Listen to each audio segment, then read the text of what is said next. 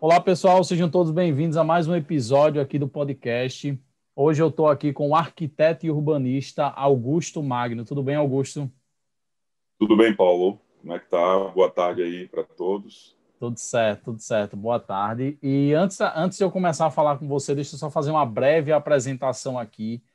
Tem muita coisa para falar da carreira profissional do Augusto. Eu anotei aqui algumas coisas, mas vamos lá. O Augusto, como eu falei, ele é arquiteto e urbanista, ele é especialista em criação e desenvolvimento de empreendimentos imobiliários.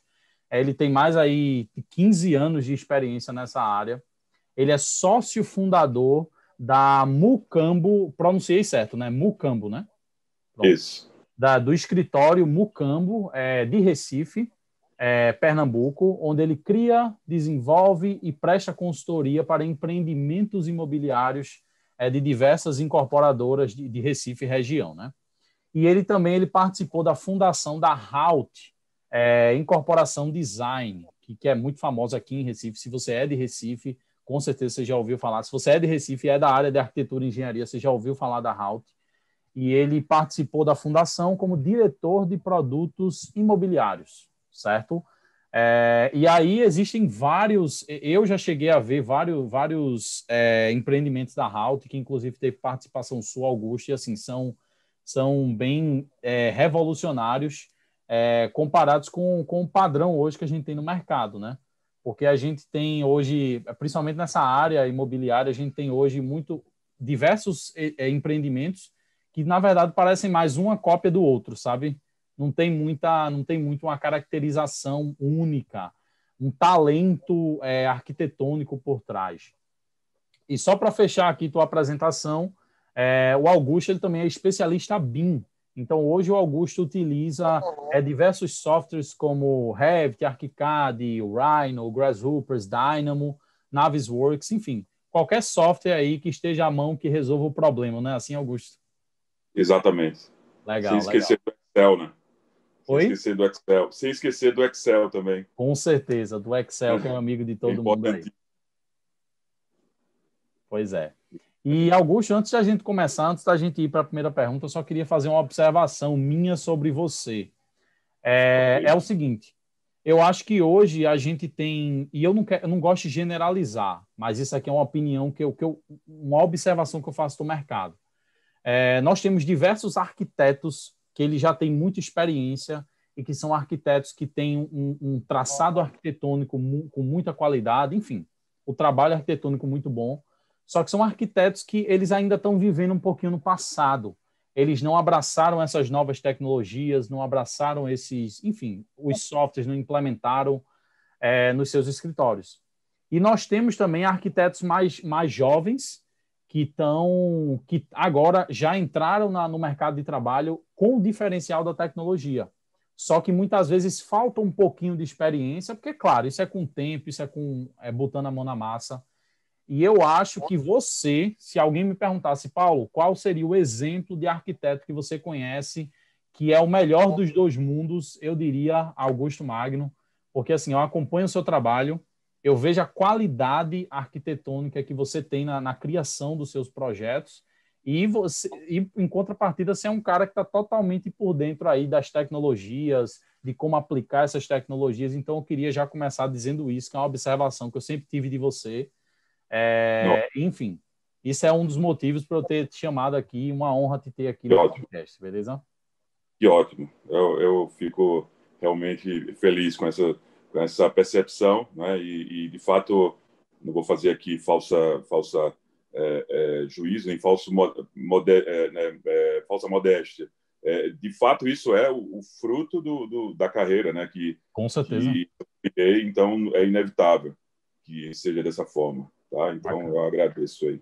Nada, nada. Assim, eu acho que é muito bom é muito bom, é uma honra para mim ter esse podcast aqui, ter essa plataforma e poder conversar com profissionais como você, tá? E aí, vamos logo aqui para as nossas perguntas. E a primeira pergunta que eu queria que você falasse um pouquinho seria: como é que você descreveria a situação atual do mercado imobiliário no Brasil? Como é que você descreveria essa situação atual? Bem, eu acho que falar de qualquer, né, ou a maioria dos mercados, né, como um todo, em 2020 é algo peculiar, né, é algo Sim. único, tá?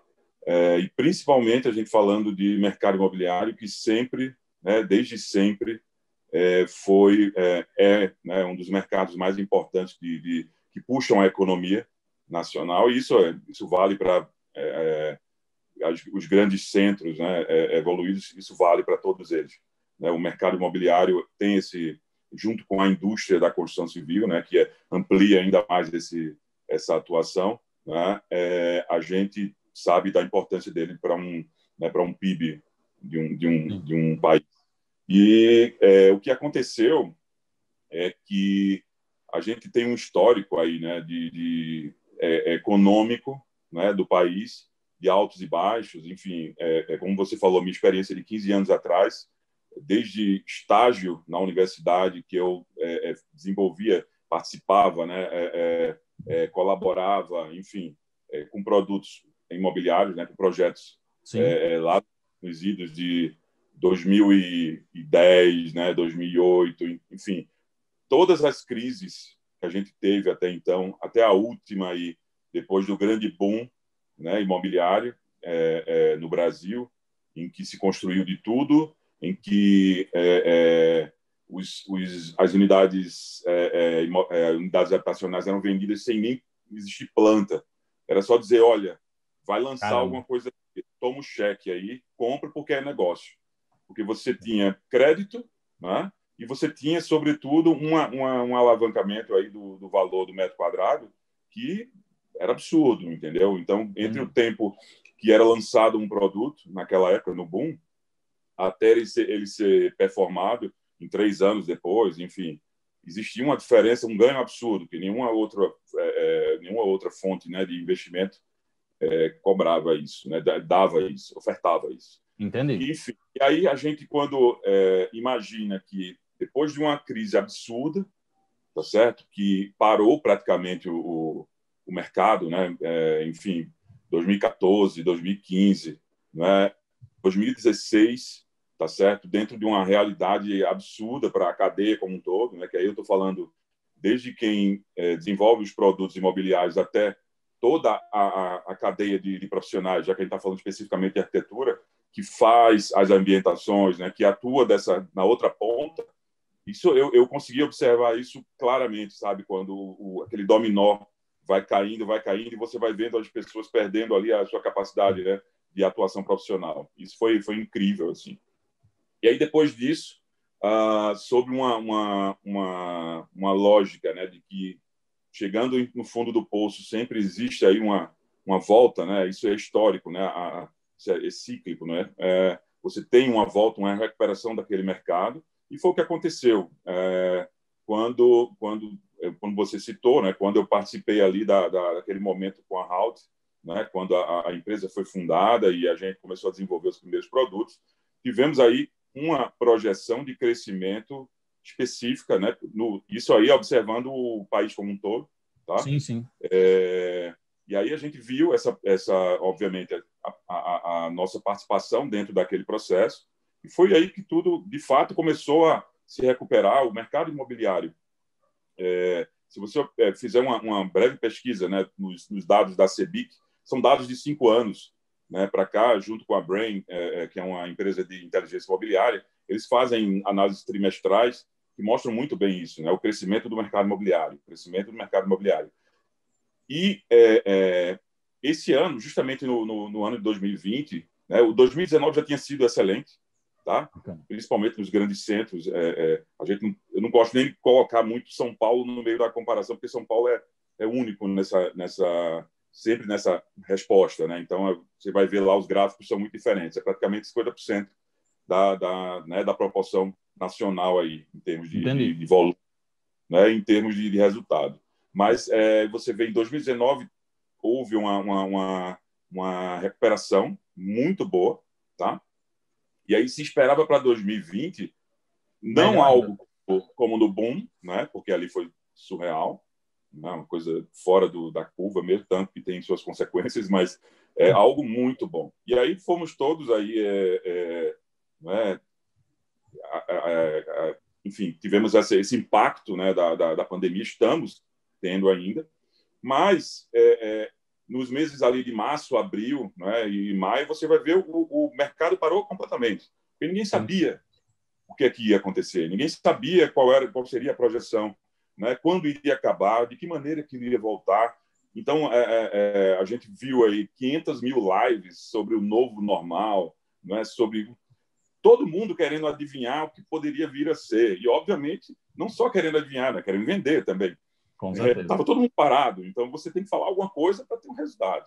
E aí, dentro dessa realidade, o que a gente vê hoje, eu acabei de ver hoje pela manhã, o último balanço aí do trimestral, que é julho, agosto e setembro da CEBIC, junto com a Brain, é que, se não em volume, tá? Porque não teria como, ficou parado 3 meses praticamente, né, de lançamentos e tudo mais, mas se não em volume, mas em termos de percentuais, o mercado hoje, ele se compara ao de 2019. Tá? Então, o mercado imobiliário, ele tem esse poder, principalmente com a questão das taxas, né, do câmbio, enfim, não do câmbio, mas mais das taxas, né, de financiamento e tudo mais, que favoreceram muito, né, esse mercado. Mas o que a análise, inclusive, propõe, né, ou demonstra, é que o número de vendas de estoque aumentou também. Não é só novos lançamentos, porque os lançamentos nem se comparam. Foi praticamente metade de 2019, né, do mercado hoje. Os lançamentos de 2020. E não vai, com certeza, assim, muito difícil alcançar o número de 2019, porque ficou 3 meses parado. Né? Mas o número de vendas que aconteceu durante a pandemia, está acontecendo durante a pandemia, é absurdo. Então, o que é que aconteceu com o mercado? E aí eu vou falar mais de São Paulo, né? Porque nesse momento eu estava lá, né? Desde 2019, meio de 2019, eu estava atuando lá na Triptych, né? Diretamente, né? Com esse escritório franco-brasileiro. E aí eles desenvolvem muitos produtos imobiliários e a gente, obviamente, no início da pandemia, viu todo mundo parou, então segura. Mas logo depois, a indústria em si não parou. As obras continuaram, não é? Se parou ali foi por obrigação, 1 semana, 2 semanas, 15 dias, não é? Governamental, que não tinha, por algum motivo assim extremo, mas não pararam. Tá? Então, dentro dessa lógica, aí, o que é que eu te digo? Né? O mercado imobiliário foi muito importante nesse momento e a reação dele com a história da gente rever a casa, né? Todo mundo, nesse momento da pandemia, reviu sua situação com sua casa. Porque você estava passando muito mais tempo agora com ela, né? Todo o tempo, praticamente, dentro da sua casa. Então, muita gente viu o que não via há muito tempo. Né? Passava o dia fora, né? Você sai de manhã, passa o dia fora, come fora, só volta para dormir. Então, você tinha um tempo ali específico. Né? Você não conhecia nem qual era a luz do sol em determinadas horas né, dentro da sua casa hoje. Com certeza. Você conhece todas. Né? É incrível isso. E fez com que, né, aí um outro dado dessa pesquisa de hoje, fez com que essa recuperação do mercado, tá, acontecesse com um volume de vendas muito maior, volume em dinheiro, que representa o quê? Que não é só Minha Casa Minha Vida. Empreendimentos de médio e alto padrão, né, tiveram um crescimento absurdo em aquisições, enfim, não só lançamentos. Lançamentos, como eu falei, não é uma coisa para se comparar, não teve tempo.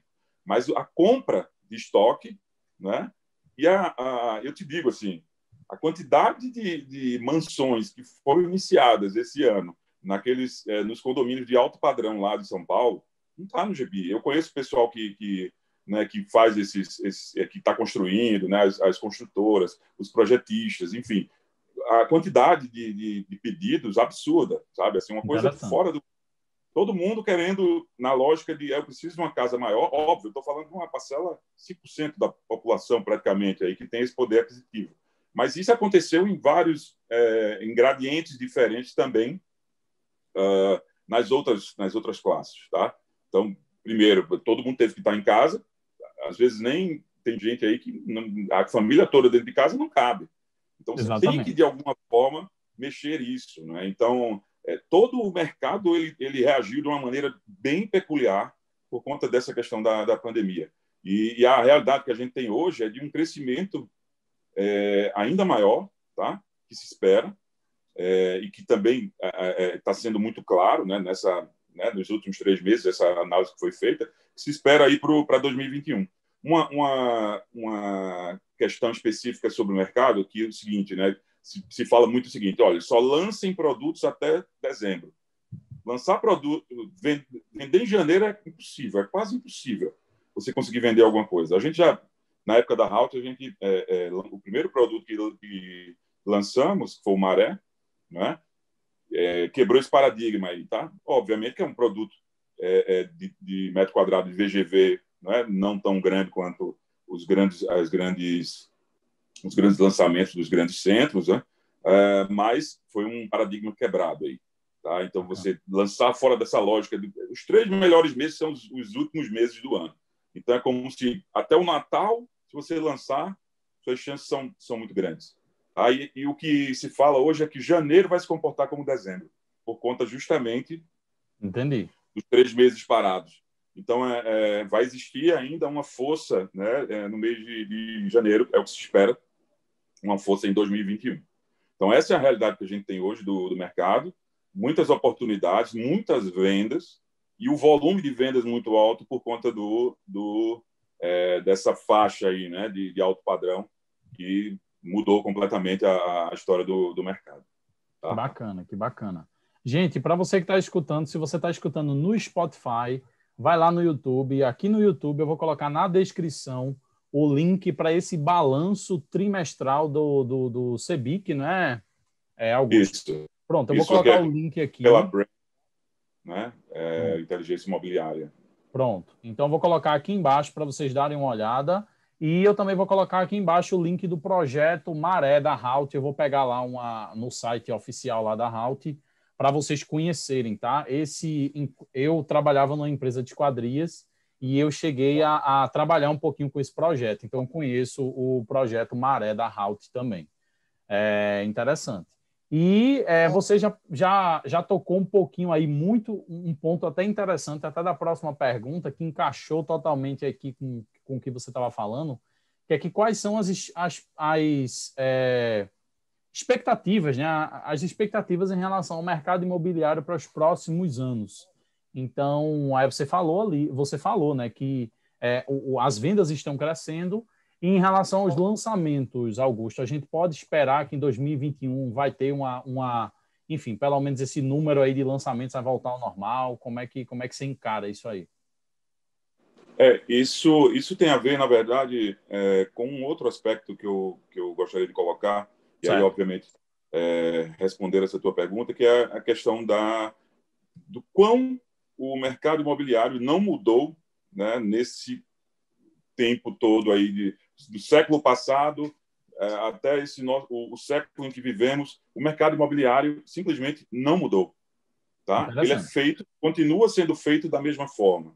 Não é? A gente tem hoje, se você observar a jornada de incorporação, tá? Ela começa, obviamente, com uma função aí de pesquisa, né, de inteligência imobiliária, que aí, dependendo da incorporadora, você vai ter incorporadora que faz uma pesquisa específica com uma empresa, né, de inteligência imobiliária para simplesmente entender de que maneira o mercado está se comportando e quais são as expectativas desse mercado daqui a 3 anos, que é quando se performa, né, um produto. Então, imagina, se você está pensando num produto hoje, você tem que ter esse produto viável, né, funcionando e com público para ele daqui a 3 anos. Então, é um mercado extremamente complexo. Então, se você observar isso, desde o início, desde os primeiros empreendimentos aí de habitacionais, obviamente eu estou falando de habitacionais,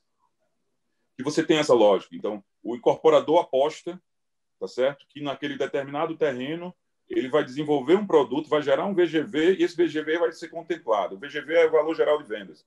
Tá? Para quem não tem essa ciência, né, do termo, é o valor geral de vendas, que é, obviamente, aquilo que, quando ele incorpora num determinado terreno, ele transforma em unidade habitacional ou unidades habitacionais, e aquilo é comercializado. Tá? Então, quando ele idealiza, quando ele acredita nisso, para idealizar aquele produto, é óbvio que ele quer que aquele produto no futuro seja vendido, seja comercializado. Tá? Mas existe um risco muito grande. Então, que é o risco, alguns riscos são muito claros, assim, por exemplo, a obsolescência. Você desenvolver um produto hoje que não faz sentido mais para frente, que ele simplesmente, para aquela geração que vai consumir naquele momento, ele não faz mais sentido. Então, as pessoas estão procurando outros modelos. Aí a gente pode até falar de vários assim que especificamente acontecem, condomínios clube, ou quando o edifício ele tem uma importância porque ele está bem localizado, entendeu? Ou, por exemplo, agora a gente está vendo muito empreendimento que não necessariamente está ofertando vagas de veículos, porque ele está alocado ao lado de um sistema de transporte público absurdo, né? Principalmente nas cidades que ofertam um bom sistema de transporte público, São Paulo, Curitiba, enfim. E aí você consegue ter esse produto fazendo sentido. Então, as pessoas não estão procurando porque não tem mais carros, tá? Não precisam de carro, e aí procuram produtos desse tipo. Então, imagina se você tivesse lançado um produto desse com estacionamento. Você teria gasto, né? E área comum é uma área que você não tem retorno sobre ela propriamente, né? Porque você não vende, você oferta. Então, imagina o prejuízo que seria, né? Se vendesse todas as unidades, ainda assim ele teria um grande prejuízo. Então, existe essa questão aí da adaptação sobre que produto faz mais sentido para um determinado tempo, um determinado momento, né? E em que momento ele vai ser lançado também, de que forma ele vai ser lançado. Então, para responder a tua pergunta agora, dentro dessa lógica, a gente continua atuando da mesma forma que atuava há 50, enfim, quase 100 anos atrás, tá? Que é observar, fazer uma aposta num produto, desenvolver, colocar ele à venda, e aí ir em busca de quem adquira, né, de quem compre ou de quem alugue, né, essas unidades. Então, é um risco enorme, porque, obviamente, o valor, né, o custo, né, o montante que você deixa parado esses 3 anos é absurdo. Né, que você poderia estar investindo em outras linhas de investimento, né, obviamente, mas não acontece. Então, hoje não temos, além das pesquisas, tá, que ainda assim tem o seu limite, né, que você faz uma pesquisa hoje. Daqui a 3 anos, nesses 3 anos, o você tem que cenário fazer pode ser mais completamente. Exato. Então, o que acontece? Não é toda incorporadora que faz isso, é o mínimo de incorporadoras que fazem isso. Então, o que acontece hoje, como acontecia até então, né, como aconteceu sempre? Se desenvolve um produto com base no mercado atual, ou com base em alguma incorporadora mais vanguardista, ou que seja, né, que lance sempre produtos, né, que tem uma regularidade de lançamento. Se observa o comportamento daquelas unidades, se elas foram vendidas ou não, tá? Se foram vendidas rapidamente ou não, existem métricas para isso. E aí se copia aquilo em regiões similares ou na mesma região, tá certo? Se copia acreditando que vai ter o mesmo resultado. Agora, imagina se não for, né? Exato. E aí o que acontece em vários ciclos desses econômicos é que a gente tem, por vezes, situações de alto estoque. Então, muito apartamento sobrando, tá certo? E esse cálculo também é feito, né? Que eles chamam de escoamento, tá? E aí quando você observa o seguinte, que é uma aposta muito alta, né? Quando você entra numa situação como essa. E aí, o que faz que quem torna mais importante, o ponto mais importante na jornada da incorporação é a venda, óbvio. Né? Então, se você observar quais são os valores, né, de investimento de uma incorporadora, enfim, de um grupo aí, de um fundo imobiliário, é justamente no marketing. Porque, independente do produto que você lance, você tem que ter um bom marketing para encontrar as pessoas que comprem. Então, é uma lógica que, sabe, assim, é bem perigosa, mas que vem funcionando aí, né, dependendo da situação da economia, dependendo da situação do momento, né, que se espera daquela determinada população que consome, você vai ter resultados bons e resultados ruins. E é assim que vem funcionando desde então. E aí, chegando diretamente na sua resposta, o que é que se espera para o mercado imobiliário? Se espera o melhor, tá certo? Se espera o melhor, como sempre se esperou. Tá? É um mercado, né, que o déficit de habitacional é absurdo. Sempre vai ser, porque a tendência da nossa população é crescimento. Né? A gente vem observando isso aí, né, em termos estatísticos, crescimento, casamentos, ou simplesmente morar fora da casa dos pais, porque você vai trabalhar, porque você vai estudar. Então, você tem uma gama aí de possibilidades, tá? Que fazem com que o mercado imobiliário esteja à frente. Então, alimentação, agronegócio, mercado imobiliário, construção civil, vai estar sempre à frente de um país que tem essa, né, tem essa pungência, tem essa velocidade aí de crescimento. Tá? Então, a gente espera bons resultados, aí sim, né, com uma crítica sobre o produto muito maior, não é uma questão só de eu vou comprar um apartamento. Não, eu vou comprar um apartamento que tem que ter uma orientação X, porque eu não quero levar sol a tarde inteira, enfim, na minha cara, ou então eu quero uma ventilação, eu quero uma boa vista, né? Ou quero imediatamente uma área verde. Enfim, as pessoas estão muito mais críticas sobre o seu desejo de morar. Isso sim, os produtos, né? Eu acredito que já estão tendo essa preocupação, esse atendimento, né, ao desejo do público. Isso vai crescer muito, tá? Essa necessidade de atender ao público sobre muito mais do que o metro quadrado, mas sobre a experiência dele em morar. Isso foi fato. A pandemia trouxe a experiência do morar em 100%, né, do tempo. Com certeza. Então, eu acho que essa é a grande diferença aí do futuro desse mercado. Que massa, que massa. E uma coisa que me leva a pensar nisso também é o seguinte, é muito interessante tudo isso que você está trazendo, tá? Já aprendi bastante coisa aqui só nesses comentários que você deu.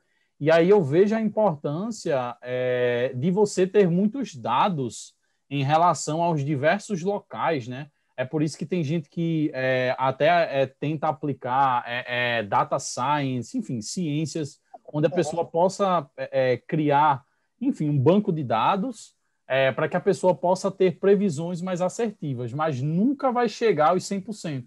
Porque, por exemplo, ninguém sabe se amanhã vai vir uma pandemia pior do que essa, e aí a expectativa que era alta o mercado vai parar novamente, né?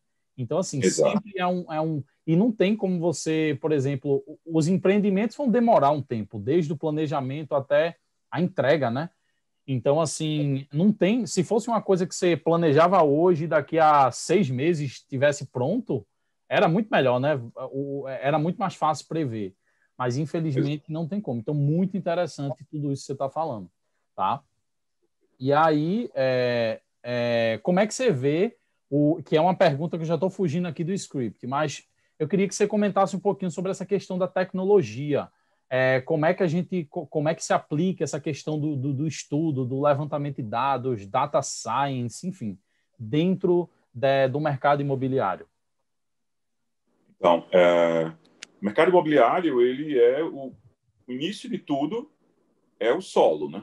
É o terreno, tá? Entendi. Então, se você for fazer mercado imobiliário sem entender a terra, né, a divisão territorial, como ela se comporta, a localização, né, o entorno daquela localização imediata e, sobretudo, a demanda. Tá certo? Tem uma frase que eu não sei exatamente se é assim, mas do mercado imobiliário que é muito falado: localização é tudo. É claro, localização do ponto de vista do seguinte: se eu tenho infraestrutura, se eu tenho lazer, se eu tenho o meu trabalho perto daquela localização, se eu tenho áreas verdes, né, que é a questão do lazer, se eu tenho um bom clima, né, se eu tenho uma boa fator de análise social, né, ou seja, se todos os parâmetros, né, urbanísticos aí, e sociais e econômicos estão convergindo aí para uma boa avaliação daquela área, eu vou ter uma maior procura para aquela área. Se eu tenho frentes de, né, que é bem natural, eu tenho frentes de água, né, aí é muito mais para os oceanos do que para os rios, mas os rios também. Tá? A gente tem aprendido a valorizar novamente os rios, né, principalmente na cidade de Recife. Mas toda vez que você parte para a análise da localização, você tem essa questão da valorização. Tá? Então, o ponto de partida é o solo, é o terreno, tá certo? Mas a gente sabe que o terreno, né, quando bem localizado, ele vai ter uma procura maior e vai ter uma facilidade maior para comercialização, né, de unidades habitacionais ou mistas que venham a ser desenvolvidas ali. Mas o preço também é maior, porque ele é valorizado. Então, se você for observar mapas de calor, de valor de metro quadrado nas grandes cidades, é absurdo a diferença, tá? de um valor, né, no subúrbio, tá certo? Até os centros, né, onde acontecem os trabalhos, onde tem as grandes áreas de lazer, enfim, todo esse... A gente pode observar isso muito claramente, né, em Recife, com a questão de Boa Viagem, né, as frentes de mar, também as localizações onde tem um potencial natural muito mais forte, como Casa Forte, né, aquela zona ali mais ao oeste, tem esse diferencial, né? E a gente está falando aqui nada mais do que qualidade urbana, né? E se eu estou falando de qualidade urbana, a localização é fato que ela tem que ser muito boa, mas a gente tem como também fazer com que localizações que hoje não estão valorizadas, né, consigam aumentar o seu potencial. E aí a gente vai falar de operações urbanas, né, vai falar de requalificação desses lugares, né, acupuntura urbana, né, seja com polos atrativos, seja com qualquer equipamento que mude aquela cara, né, especificamente de um lugar que não tem interesse, né, do público em morar, porque ou é violento, ou um clima não é agradável, né, ou as ruas são muito movimentadas, ou as ruas são muito estreitas, ou você não tem infraestrutura, enfim, tudo isso faz com que se determine aí o que a gente chama de ranking de terrenos, né? O ranking dos terrenos que são mais viáveis, né? Em termos desses parâmetros, tá? Urbanísticos. Mas entrando nessa questão específica, né, da incorporação, tá? Né, de como ela se desenvolve a partir dessa lógica, né, que o solo tem que oferecer, a localização tem que oferecer o melhor negócio. O que é que eu vou te dar um exemplo do que a gente fez quando na Halt, né? Inclusive, você já fez uma entrevista com o Pablo aqui, né? Já fez um papo aqui com o Pablo.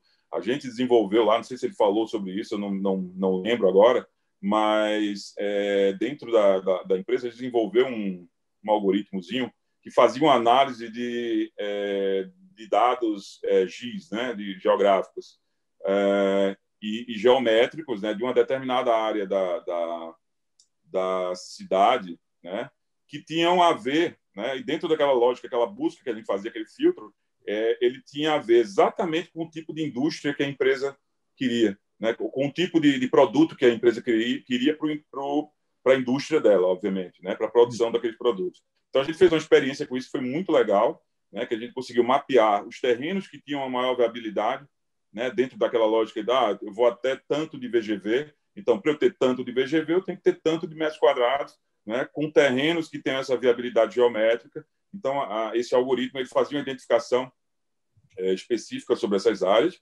E, óbvio, não precisa dizer que, escalando isso, a gente consegue ter um entendimento, né, através de dados da cidade como um todo. Tanto que, nesse momento da pandemia, eu tive a oportunidade de participar de algumas reuniões com empresas de Big Data, tá, do Sul, que atuam em São Paulo, atuam em Belo Horizonte, com os parceiros lá de São Paulo, de escritórios de arquitetura, que também desenvolvem produtos imobiliários por lá.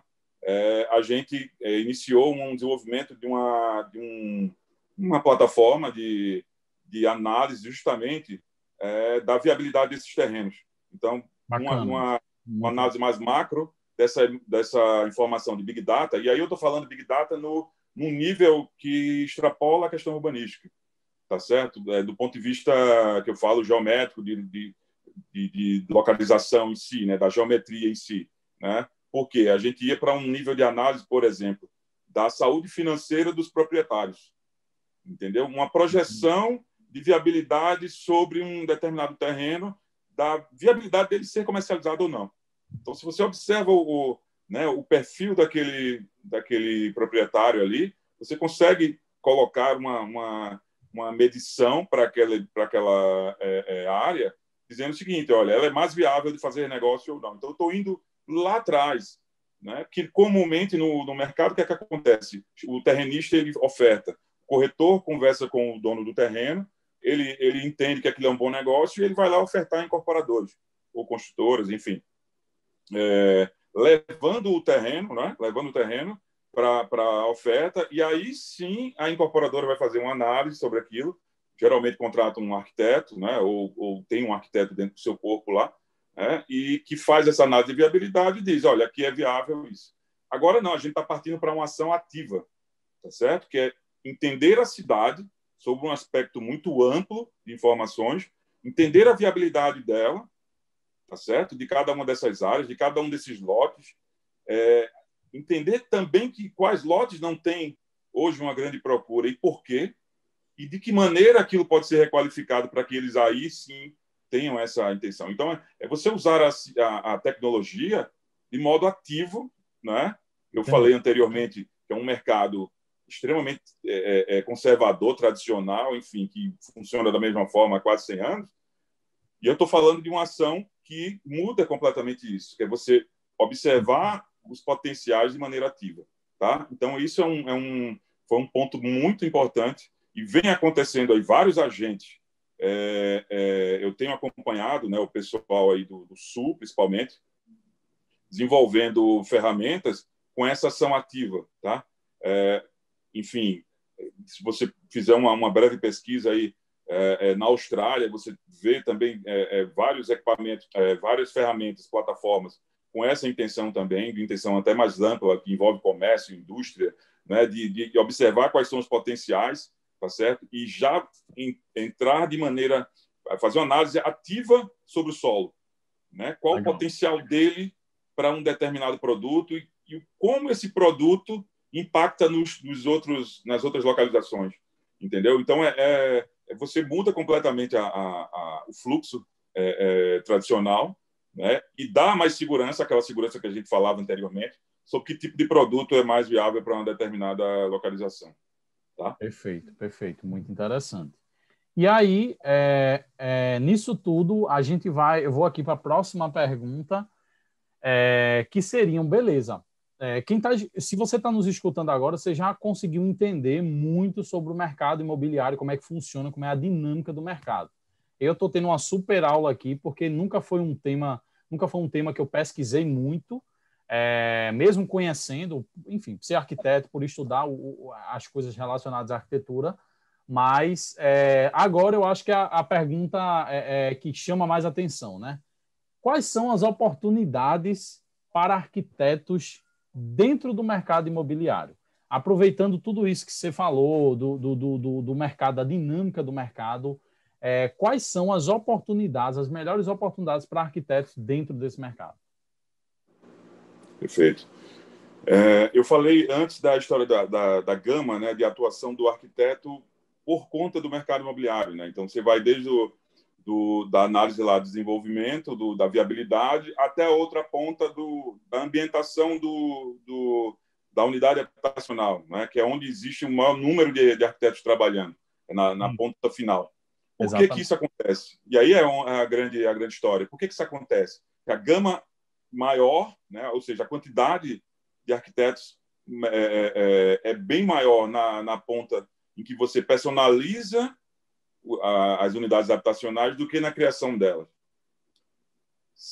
Existe um dado no mercado que fala de uma proporção, não me lembro muito bem agora, mas é algo grande, assim, tipo 60%, 70% de que as unidades habitacionais lançadas e adquiridas, ou seja, comercializadas, são modificadas. são personalizados. O que é que acontece? Por que isso acontece? Porque, obviamente, quando você lança um produto, você desenvolve um produto, o mercado, quando desenvolve um produto, o incorporador, quando desenvolve um produto, ele quer alcançar uma gama maior de possibilidades. Então, ele não pode ser específico. Sim, sim. Total. Ele não pode lançar produtos personalizados, a não ser quando ele tem já o público específico com um regime de condomínio fechado, alguma coisa nesse sentido, né, que são menos unidades. Mas se você for para a grande indústria, né, eu estou falando aí 10 mil, 20 mil, 30 mil metros quadrados, né, ou até mais de VGV, o lançamento é padrão. Se você for para Minha Casa Minha Vida, então, aí é que é padrão, né, mesmo, é repetição. Então, é por isso que a gama, né, por isso que a quantidade de arquitetos é bem maior na ponta final, que é de personalização. Mas aí vamos falar de oportunidade na primeira parte. Tá? Por que essas oportunidades são tão difíceis? E, de fato, são muito difíceis. Existem escritórios de mais de 50 anos aí de atuação no mercado imobiliário. Tá?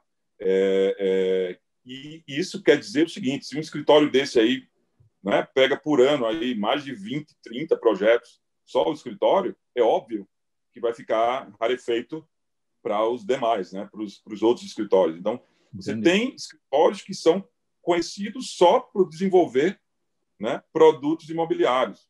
Tá? Eles são específicos, eles fazem outras coisas, também fazem ambientação, também fazem urbanismo, também fazem projetos de residências unifamiliares, enfim, loteamentos e tal, que entra em urbanismo também, mas são muito poucos. Primeiro, por quê?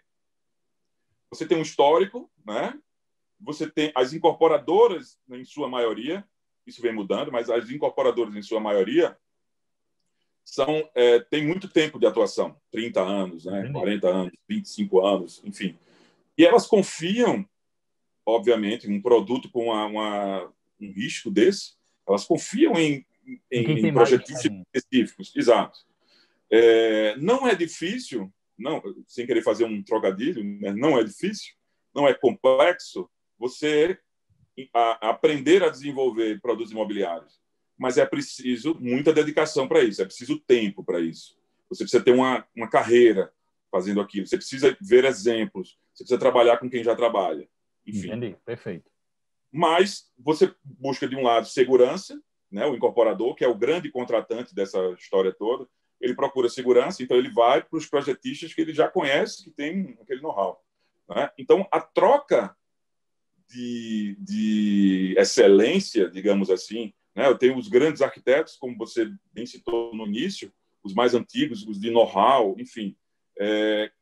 Quando você vai ter uma troca por um novo grupo aí de arquitetos que tenham essa mesma experiência, é muito lento.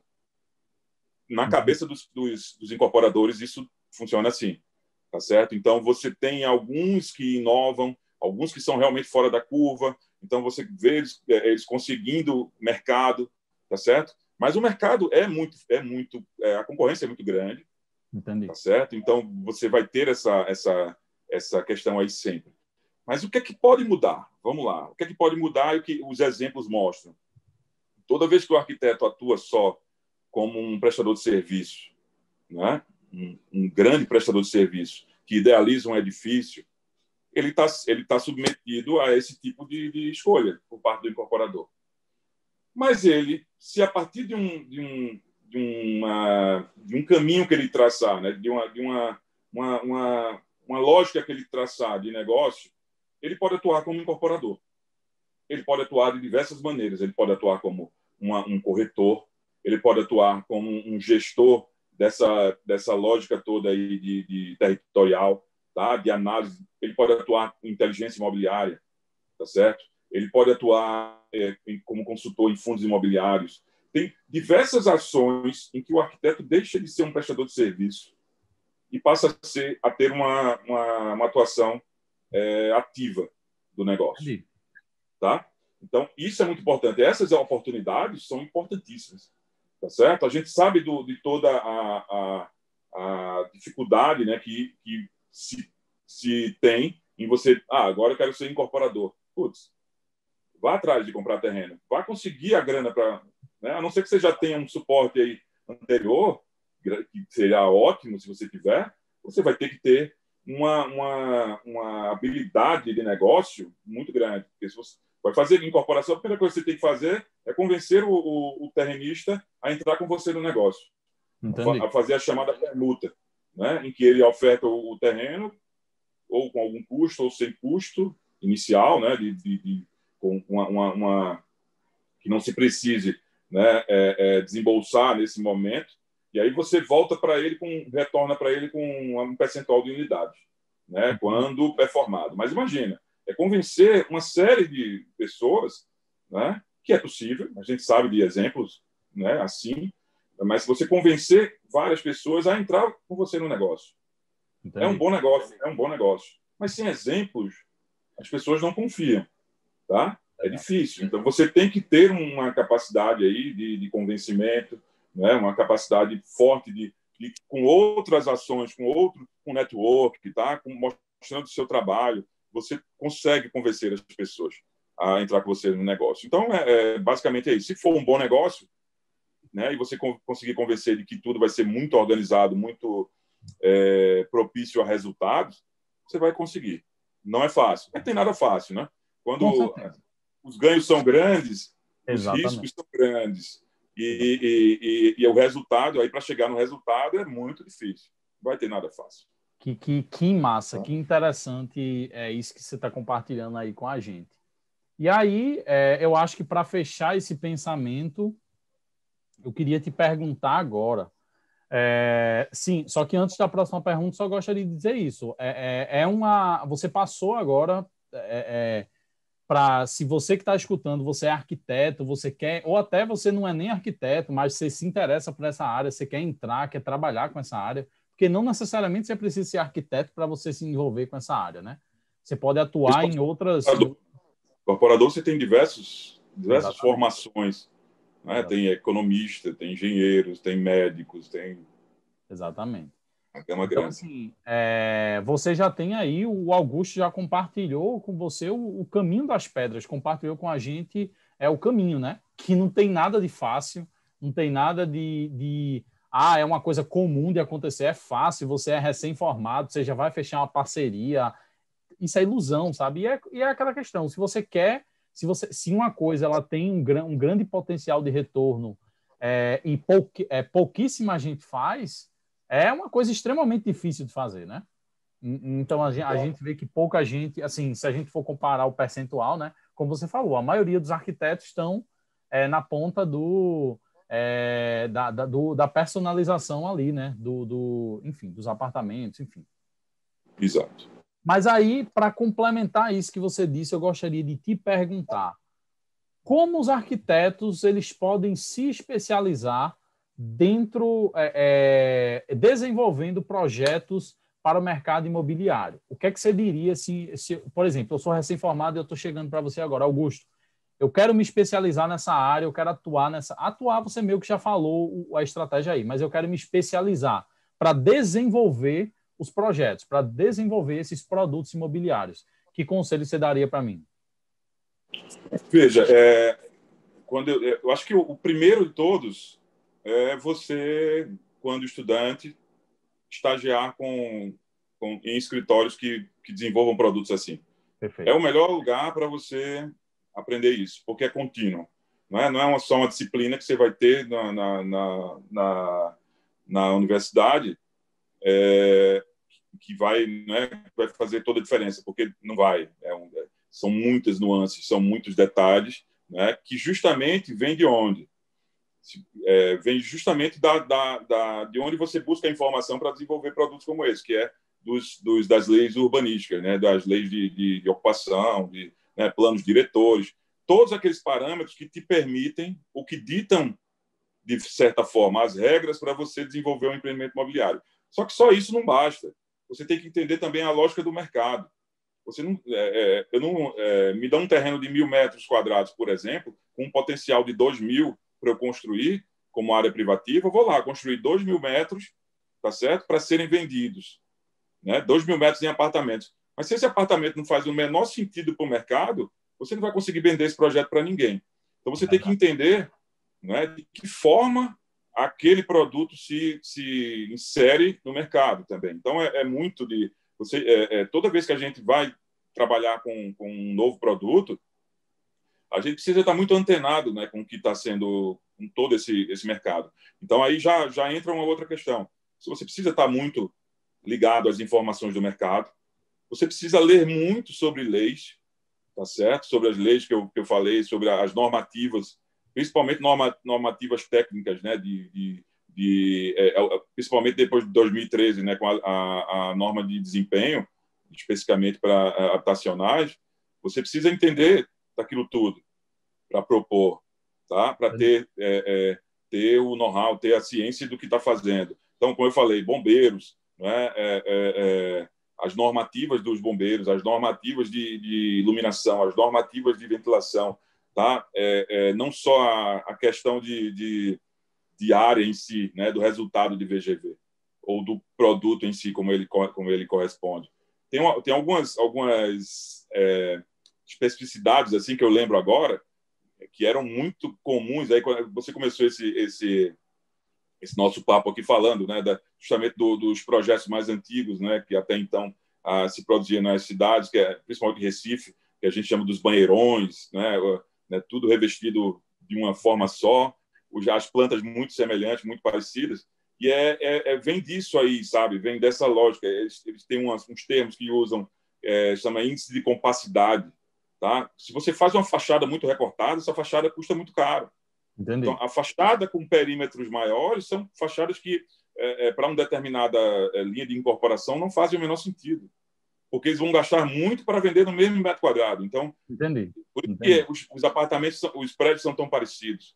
Tá? Se você tem uma proporção, uma outra métrica, área comum, por exemplo, se você desenvolve um produto imobiliário em que a área comum passa de um certo percentual em relação à área privativa, ninguém vai querer isso. É inviável. Não é? É inviável. Enfim, são essas métricas que você só aprende atuando, estagiando, tá? Ou indo atrás. Tá? Não necessariamente, óbvio, estagiando, mas você pode aprender, de fato, indo atrás, estudando as leis, vendo os exemplos. Todo projeto é público, tá? Que é aprovado é público. Então, vai na prefeitura, vai estudar os projetos, vai ver como é que está sendo feito isso, vai na outra ponta dos lançamentos dos projetos, vai ver o que está sendo discutido na hora da venda, o que está sendo colocado na hora da venda. E também não só num tipo de incorporadora, vai em mais de um, tá? Para você entender qual é a lógica que aquilo ali está sendo, de que forma o VGV está sendo ofertado. Tá certo?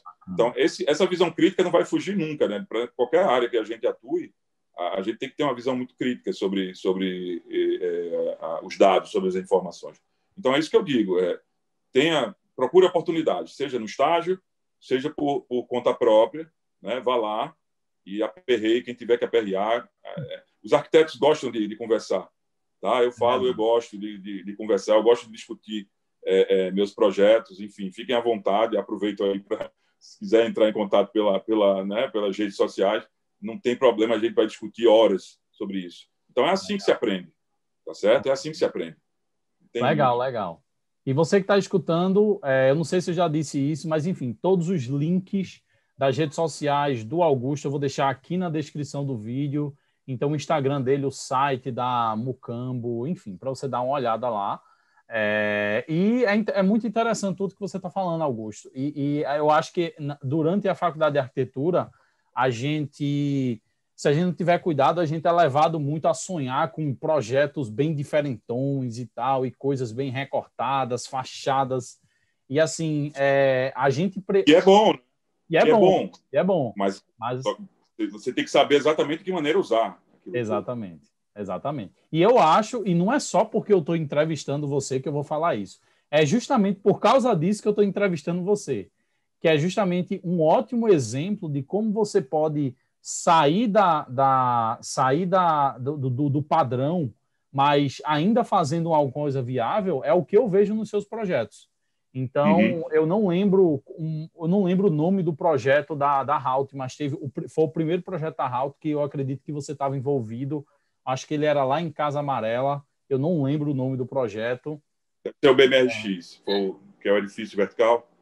Pronto, eu acredito que foi esse. Enfim, era um projeto que ele era bem diferente, mas você via que ele era viável, ele estava ali ocupando muita área, enfim, aproveitando, quando eu falo ocupando muita área, aproveitando a lâmina ali que ele tinha, enfim, com as áreas que ele tinha que... Ele tem uma história bem interessante sobre essa lógica, né, de como você se apropria da área que te dão, né, do VGV ali que te dão. Especificamente naquela área ali, que é a ARU, né, que é uma área de reestruturação urbana, né, do plano diretor de Recife, aí dos 12 bairros, né, diz o seguinte, olha, a oferta que você tem aqui, eu acho que ali eram 3 vezes a área do terreno, é isso mesmo, 3 vezes a área do terreno, que é 1.000 e poucos metros quadrados. Você só pode construir isso, contando tudo, área comum, Entendi. E área privativa. Não tem só área privativa e área comum é livre, né, como em outras áreas, mas é contando tudo. Então, qual é o melhor projeto para lá? É um projeto que você tenha um maior VGV com menor área comum. Tá? A gente começou a fazer estudo daquele terreno. Na verdade, ele é o segundo produto da Halt em Recife, em Pernambuco. O primeiro é o NOI, em João Pessoa, que é projeto do escritório Léo Maia. Depois o Maré, que é em Pojuca, que aí foi projeto meu, né? Projeto meu. O BMRX, que é projeto meu, esse seria o segundo. O terceiro da Halt e o segundo em Recife, né? Em Pernambuco. Mas o que é que acontece? O primeiro estudo que a gente fez ali, a gente pegava esses 3.000 e tanto e dividia em, eu não me lembro agora quantas unidades, mas eram muitas unidades de 25 a 30 metros quadrados. Isso dá o quê? Dá mais unidades, mas também dá mais área comum, né? Então, Entendi. você tem uma performance que não é tão boa quanto o resultado que ficou, que foram grandes unidades, 230 metros até 330 metros quadrados, com menos área comum.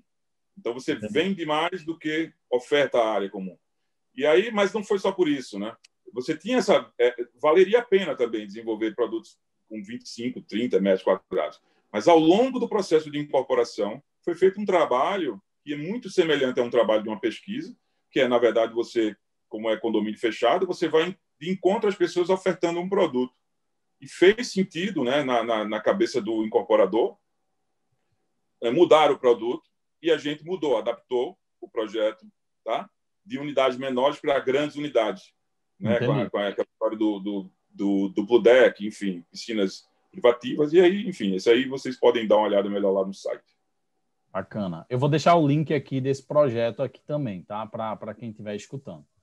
Pois Augusto, eu gostaria de te agradecer demais por esse tempo. Assim, você comentou coisas aqui muito legais. Cada vez que eu gravo esse podcast, eu termino ele muito feliz, porque assim, que legal de ter essa oportunidade de conversar, de poder, sei lá, roubar aí um tempinho seu, por exemplo, e conversar sobre isso. E eu acho que quem está interessado nessa área, aqui é um ótimo começo para ele entender melhor como é que é a dinâmica da incorporação, do processo de incorporação no todo, ter pé no chão em relação às oportunidades, porque, assim, você falou, é uma área muito boa, é uma área que tem um grande potencial aí financeiro para quem se envolve com ela, mas não é fácil. Porque se fosse fácil, todo mundo estava fazendo, né? Então, é muito interessante. Então, eu queria te agradecer demais. E agora, se você quiser divulgar alguma coisa aí para quem está escutando, o momento é seu, pode divulgar e pode, enfim, falar aí o que você quiser para a galera que está ouvindo, beleza? Eu agradeço aí a oportunidade. Eu venho acompanhando, né, as suas conversas aí com diversos profissionais, né, diversas atuações, né, que são bem interessantes, e eu acho fantástico sua atuação, seu trabalho, e, enfim, só tenho a agradecer aí por essa oportunidade, tá? O que eu digo é, fiquem à vontade, tá? Se quiserem estender essa conversa, tá? Pelas redes sociais, Paulo já falou, vai disponibilizar aí os links. Eu fico muito feliz de conversar sobre isso, tá? Que eu tenho uma visão que é de democratizar ao máximo esse tipo de informação da incorporação, porque não tem por que essa informação ficar restrita, tá? Aos ciclos que a gente já conhece dos agentes do mercado imobiliário. Eu acho que é uma informação que tem que abrir, tem que ser aberta aí, tá? Tem que ser tratada de uma maneira democrática, tá bom? Eu acho que é isso que eu tenho para dizer para vocês. Bacana. Então é isso. Augusto, muito obrigado. E pessoal, muito obrigado por ter escutado aqui mais um episódio. E até a próxima semana, não. Eu acho que nessa semana agora que vai sair esse episódio de Augusto, a gente vai passar a fazer podcast 2 vezes por semana. Então, acho que até o próximo episódio. E Augusto, muito obrigado mais uma vez. Eu que agradeço, Paulo. Valeu.